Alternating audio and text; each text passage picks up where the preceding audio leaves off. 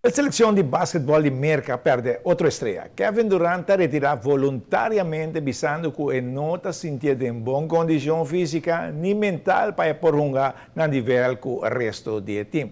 Seguidores de básquetbol también que cuenta de física y mental no está en caso. Durant miedo de lesionar y así no cumple con su team con Thunder.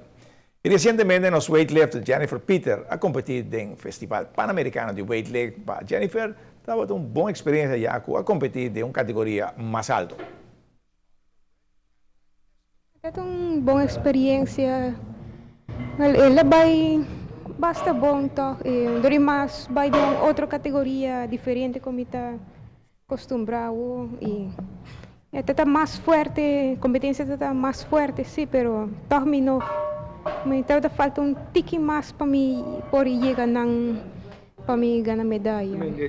O coach colombiano quer subir uma outra categoria e esse aí vai competir em geral?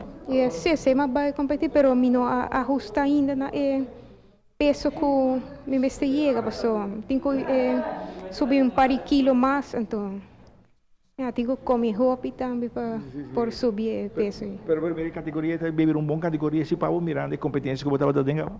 Sim, competência, se me sube um tique de peso mais, então agora me por alcançar um par de quilos mais, como tenho que isso para mim por chegar na sim, para mim chegar tudo passa vários gente. Bom, pero lo sigue praticar e lo sigue em categoria no way. Sim, agora me vai treinar mais duro para mim por lograr tudo o que me mestre logra. Bom, éxito no futuro, Jennifer Peter, en categoría nuevo que está ahí. Y ahora nos canta Happy Birthday.